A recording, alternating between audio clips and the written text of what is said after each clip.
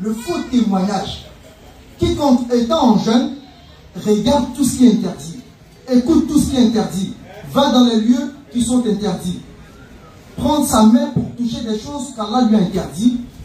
Rasoul dit, Allah s'en fout que tu délaisses ta boisson et ta nourriture. Tu n'as aucune récompense venant d'Allah subhanahu wa ta'ala. Ta récompense, c'est t'abstenir de manger et de boire. Tu n'as aucune récompense vis-à-vis d'Allah. Parce que pour toi, le jeûne, c'est uniquement que le ventre. Ouais, je ne mange pas pendant 14 heures, de l'aube au coucher du soleil, et c'est fini.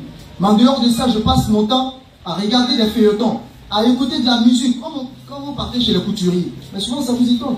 Nous sommes dans le mois de Ramadan. Lui, pour lui, ça, c'est l'enjaillement, il s'enjaille et puis il en jeûne.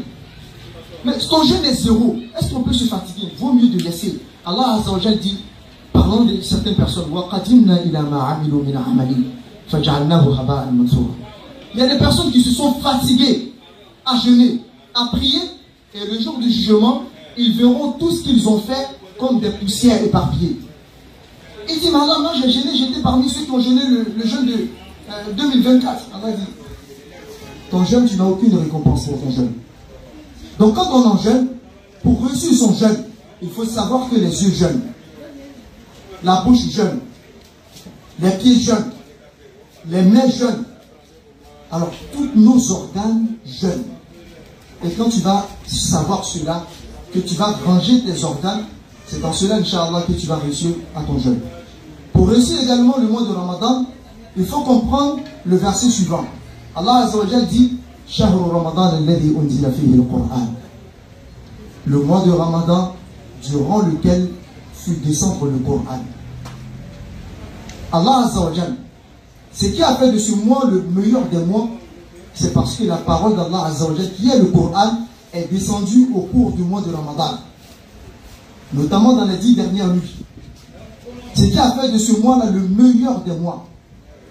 Allah a choisi le mois de Ramadan pour faire descendre la meilleure des paroles qui est lui sa parole. Allah il a fait descendre ça dans le mois de Ramadan. Le mois de Ramadan est le mois du Coran. C'est le mois où l'on doit, je vais dire, s'accrocher au Coran. Le Coran doit être ton compagnon. Tu dois méditer sur l'essence du Coran. Tu dois lire le Coran. Tu dois écouter le Coran. Parce que nous sommes dans le mois du Coran. Allah il a fait descendre le Coran au cours de ce mois. Donc le mois de Ramadan, c'est pourquoi vous allez voir les savants tels que Imam Malik et bien d'autres, qui étaient des grands savants qui dispensaient la science, mais quand le mois de Ramadan arrivait, ils stoppaient tout enseignement. Et lui-même se consacrait à la lecture du Coran. Parce qu'il sait que ça, c'est le mois du Coran.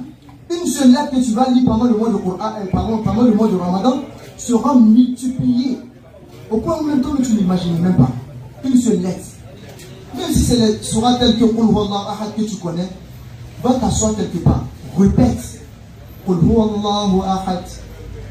Avant le mois de Ramadan, Allah te donne 10 mérites. Le doigt est liman milacha. Il parle au-delà de ça, 700, 7000. Mais pendant le mois de Ramadan, une seule lettre que tu vas réciter. Ne dis pas que moi je ne connais pas le Coran. Tu connais 3 sourates? Oui, c'est pas grave. Répète ces 3 sourates. Jusqu'à ce que tu sois fatigué. Tu es fatigué, fais des cycles. Tu veux encore, va dans la mosquée, fais des nawafil. Parce qu'il faut réussir ton mois de Ramadan. C'est une chance, c'est une occasion qu'Allah te donne. Wallahi. Si Allah pouvait, Allah peut. Si Allah avait réveillé un mort tout à l'heure, Wallahi, le mort allait être content. Même si c'est un jour du mois de Ramadan que lui va faire, puis il va mourir, il va mourir encore.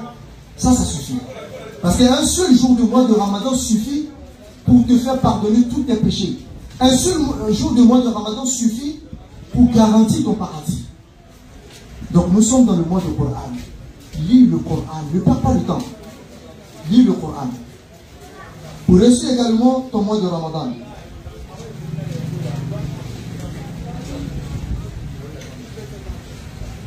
Pour réussir ton mois de Ramadan,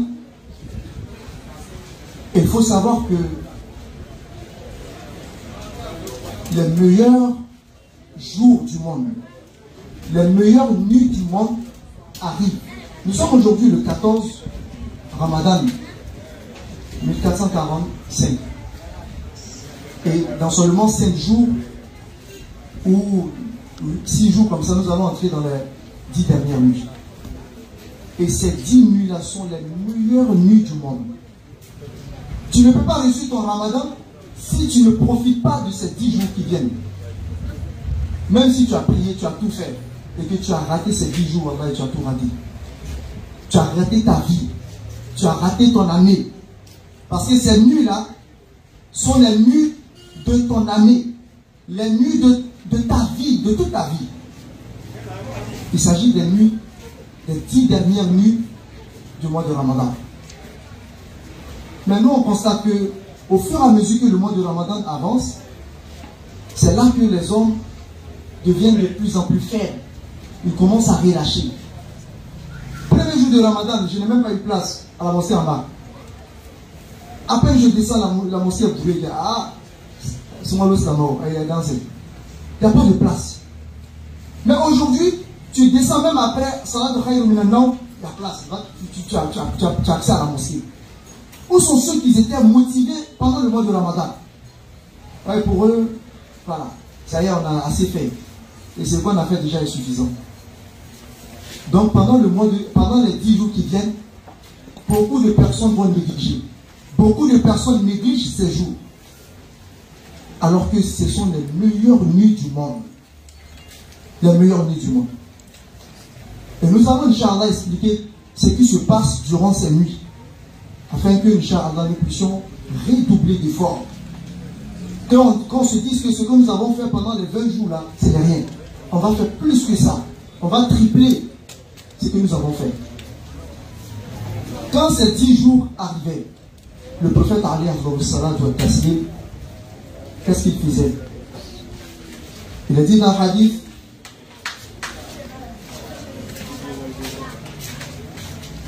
que lorsque les 10 dernières nuits arrivaient, que le prophète alayhi wa taslim le prophète réveillait sa famille, il réveillait les enfants, il réveillait ses épouses, il réveillait tous ceux qui sont chez lui à la maison, il les réveillait tous.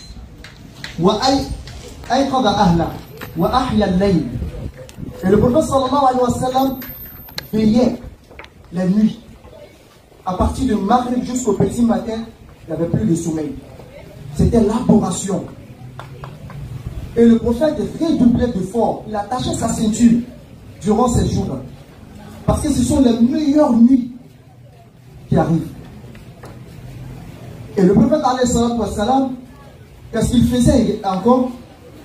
Rasoul faisait ce qu'on appelle i'tikaf, la retraite spirituelle. Pendant ces jours, Rasoul délaissait toute activité. Rasoul partait à la mosquée, s'installait à la mosquée pendant 10 jours. Il se déconnectait de ce monde pendant ces 10 jours. Et Rasoul l'a fait, les compagnons après le prophète sallallahu alayhi wa sallam ont fait de même. Les sahaba ont fait, les tabi'in. Donc quand ces 10 jours arrivent, si tu as la possibilité de tout laisser, aller t'asseoir à la mosquée pendant ces 10 jours, adorer Allah, pleurer, montrer tes faiblesses à Allah Azzawajal, demander pardon à Allah pour tes péchés, demander à Allah Azzawajal, ça ne va pas, tu as un problème de santé, seul Allah peut résoudre. Donc Rasoul laissait tout et partait à la mosquée. Pourquoi? Parce que il y a une grande nuit qui arrive. Alors Rasoul alayhi wa taslim, quand cette nuit arrivait, Rasoul partait à la mosquée comme je l'ai dit. Parce que ce sont les meilleures nuits. Allah Azza wa Jal dit dans le Coran, Inna anzalnahu fi laylatil qadr wa ma adraka ma laylatul qadr laylatul qadri khayrun min alfi shahr tanazzalu al-malaa'ikatu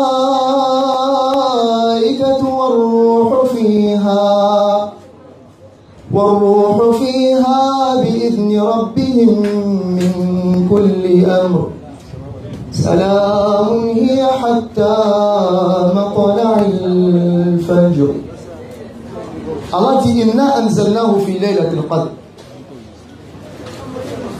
Il dit nous avons fait descendre durant la nuit du Qadr. Allah il parle du Coran. Il dit il a fait descendre le Coran durant la nuit du Qadr.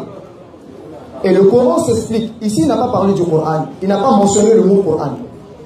Dans un verset dans la sourate Al-Dukhan, Allah dit Inna anzalnahu fi laylatil mubaraka. Nous avons fait descendre durant la nuit bénie. Et cette nuit bénie là, Allah dit si vous ne connaissez pas, une autre sourate va répondre. Inna anzalnahu fi laylatil qadr.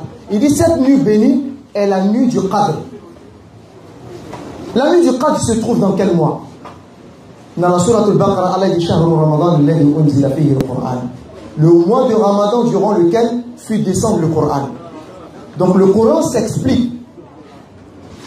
Allah dit qu'il a fait descendre le Coran durant la nuit du Qadr. Et cette nuit-là est devenue la meilleure des nuits parce que Allah il a fait descendre sa parole.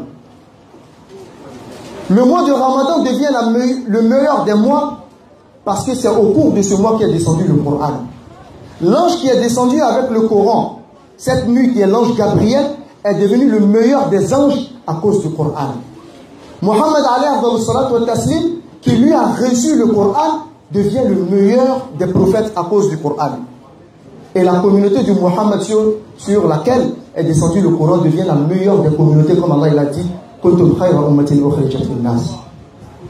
Donc le Coran a rendu toutes ces choses, tout ce que je viens de citer, meilleur. Le Coran descend durant la nuit du Qadr et fait de cette nuit la meilleure des nuits. Allah il choisit sa parole. Parce que le Coran était chez Allah Azza wa Jal, Bayt al-Izza. Et c'est ce jour-là que le Coran descend sur le ciel que nous voyons. Le Coran est descendu. Et pendant 23 ans, le Coran est descendu en entier ce jour-là. Et pendant 23 ans de la prophétie du Mohammed, le Coran descendait doucement jusqu'à ce que le Coran a été parachevé. Donc Allah il a juré sur ce jour-là. Et ce jour-là, qui est Al-Qadr, est la nuit du destin. C'est pas n'importe quelle nuit. C'est la nuit au cours de laquelle tout sera écrit. Comme Allah il a dit, Fiha yufraku kullu amrin hakim. C'est ce jour-là que toi, si tu dois te marier au cours de l'année, sera écrit. Si tu dois divorcer, ça sera écrit.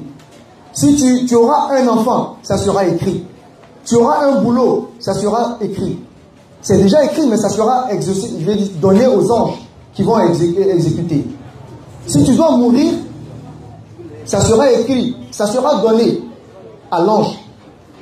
La liste de ceux qui vont mourir dans l'année, c'est cette nuit-là qu'Allah remet à l'ange de la mort. Et toi, comme l'a dit un savant, l'ange de la mort regarde sur sa feuille et voit sur sa feuille une personne dont son nom est mentionné. Et regarde cette personne qui est dans l'insouciance dans Dunya.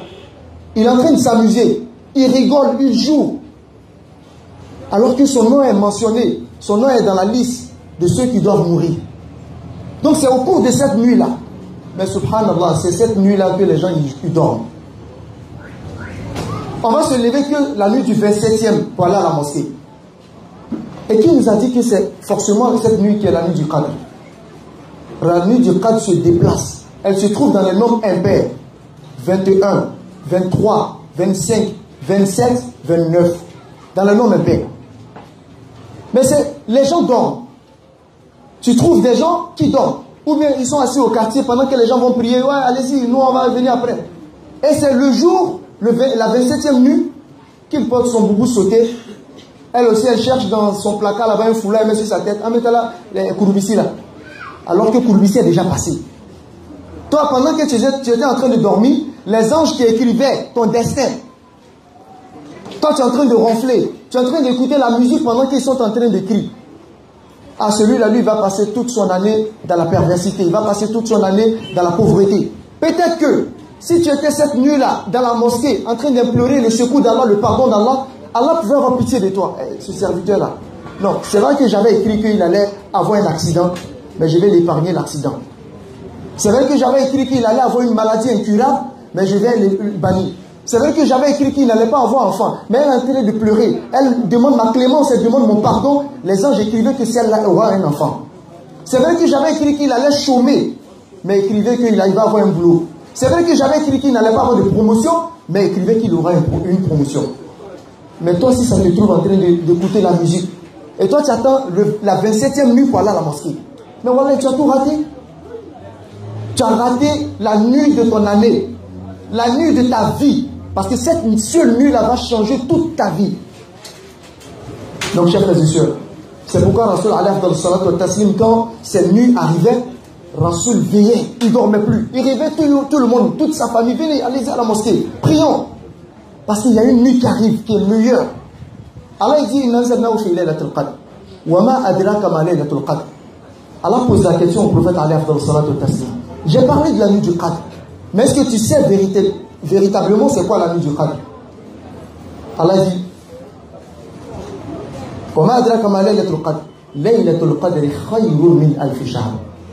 il dit Muhammad, cette seule nuit est meilleure que 1000 mois d'adoration. Une seule nuit. Une rakat que tu vas faire cette nuit, ça sera inscrit que tu as fait des milliers de rakats.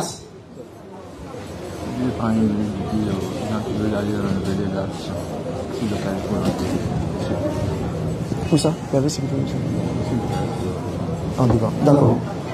Donc, ceux qui doivent renouveler leur ambition, on dit que derrière là, il y a un lieu pour faire les ambitions, Inch'Allah. Il est combien? Actuellement, je vois Gaou qui regarde l'heure. Gaou, ça va venir, on va manger tout à l'heure. Ah, Gaou, c'est pas vrai ça. Est-ce que c'était bien, ça rentre même? Parce que, soldat, tu déposes dans les gens, et apparemment ils ne coûtent plus. Hein. Ah, ça peut aller? Vous pouvez tenir un peu.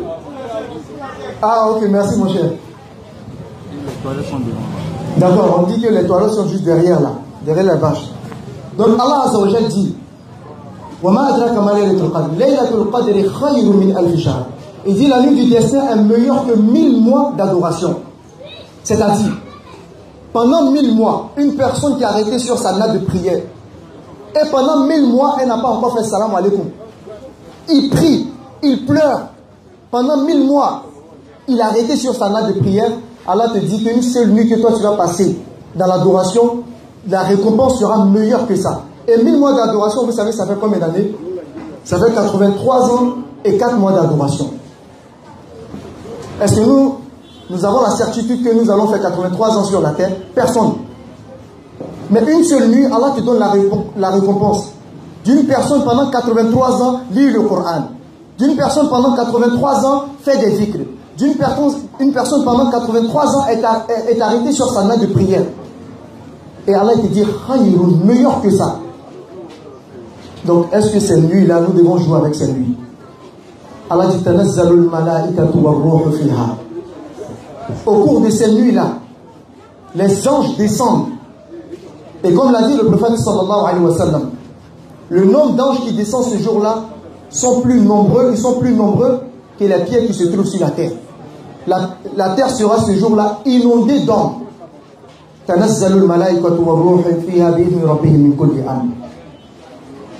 Allah dit salamun hiya hatta matla'il fajr. Il dit cette nuit est une nuit de paix jusqu'à l'aube. C'est une nuit de paix jusqu'à l'aube. Donc chers frères et sœurs, ces occasions, nous n'avons pas la certitude qu'on aura encore ces occasions-là. Donc il faut profiter au maximum de ces nuits qui arrivent, Inch'Allah. Dans seulement, comme je l'ai dit, 5 à 6 jours, nous allons entamer ces jours. Alors, qu'est-ce que nous devons faire au cours de ces nuits? La première des choses à faire pendant ces nuits, c'est qu'il ne faut jamais rater ta prière de Maghrib et ta prière de Isha. Parce que la nuit du destin commence à partir de Maghrib. Et si tu rates ta prière, qui sont les prières obligatoires, même si tu passes toute la nuit dans la prière, alors tu as raté grande chose.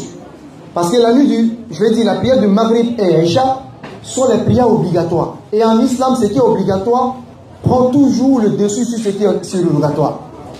Donc la première des choses à faire durant ces nuits-là, c'est qu'il ne faut jamais rater ta prière de Maghrib et ta prière de Isha. Ce qu'il faut faire également durant les 10 jours qui viennent, c'est de multiplier la lecture du Coran, multiplier les dhikrs, multiplier le sadaqa, multiplier les prières nocturnes, ne jamais rater les prières, ne jamais rater les prières de nuit. Parce que Rasul sallallahu alayhi wa sallam dit Man qama laylat al-qadr imanan wa ihtisaban ghufira lahu ma taqaddama min dhanbi. Celui qui prie pendant la nuit du Qadr, poussé par sa foi et en espérant la récompense divine, verra tous ses péchés pardonnés. Coco, tu viens de déposer ça là, à Kassal de Nanou, vraiment ça commence à m'inquiéter. Donc, ce qu'il faut faire durant ces nuits-là, c'est de multiplier les bonnes actions. Et ce qu'il faut faire, avant que ces nuits arrivent, il faut nettoyer ton cœur. Nettoie ton cœur de la jalousie. Nettoie ton cœur de la haine. Il faut nettoyer ton cœur avant que les 10 dernières nuits arrivent. Pourquoi toi tu veux qu'Allah Azza wa Jal te pardonne? Tu vas avoir le pardon d'Allah Azza wa Jal, alors que toi tu es jaloux de ton prochain. Tu veux qu'Allah te pardonne, alors que toi tu as coupé la parole à ton frère, à ta soeur. Toi tu demandes la clémence d'Allah, tu demandes le pardon d'Allah cette nuit-là. Allah pardonne-moi, alors que toi tu ne pardonnes pas aux gens. Et comment toi tu veux que cette nuit-là Allah te pardonne, alors que toi tu ne respectes pas maman, tu ne respectes pas papa. Tu veux que Allah te pardonne. Tu fais souffrir tes parents. Allah ne va pas te pardonner.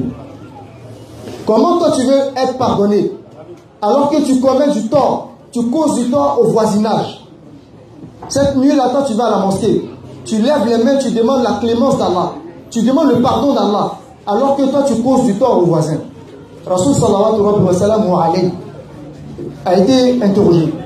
Ils ont dit au prophète qu'il y a une dame, masha'Allah, qui prie et qui jeûne. Mais cette dame-là, elle a un défaut, c'est qu'elle fait du tort au voisinage. Rasul dit, cette dame est une personne de l'enfer. Donc, c'est nuit qu'ils arrivent, chers frères et sœurs. Si on veut qu'Allah nous pardonne, soyons également ceux qui pardonnent. Et je vais m'arrêter là parce que l'heure est arrivée. Mais je vais, Inch'Allah, terminer en disant qu'il faut vraiment profiter de ces moments. Parce que nous n'avons pas la certitude d'être encore sur cette terre l'année prochaine. Rasulullah sallallahu alayhi wa sallam, profite de 5 choses avant 5 autres choses. Profite de ta jeunesse avant ta vieillesse. Profite de ta santé avant la mort. Et Rasul sallallahu alayhi wa sallam nous dit Al-Qayyis, je vais terminer avec ça. Al-Qayyis man dana nafsahu wa amila bima ba'da al-maut. Rasul dit, l'homme lucide, c'est celui qui demande des comptes à son âme. L'homme lucide, c'est l'homme qui demande des comptes à son âme. Wa amila bima ba'da al-maut, et œuvre pour ce qui viendra après la mort. Donc saisissons, Inch'Allah, ces occasions et nous demandons à Allah Azza wa Jal d'accepter nos œuvres. Les 14 jours de jeûne que nous avons fait, qu'Allah Azza wa Jal les accepte et qu'Allah fasse miséricorde à nos frères et sœurs, à nos parents qui nous ont devancés dans l'au-delà. Qu'Allah nous guide, qu'Allah guide nos enfants, qu'Allah guide nos jeunesses, nos jeunes filles, qu'Allah les guide, nos jeunes garçons, qu'Allah les guide et qu'Allah nous pardonne nos péchés. qu'Allah nous met parmi ceux qui seront, Inch'Allah, les affranchis du Shahr Ramadan. أقول قولي هذا واستغفر الله لي ولكم وسائر المسلمين من كل ذنب فاستغفروه إنه هو الغفور الرحيم. سبحان ربك رب العزة عما يصفون وسلام على المرسلين وآخر دعوانا الحمد لله رب العالمين.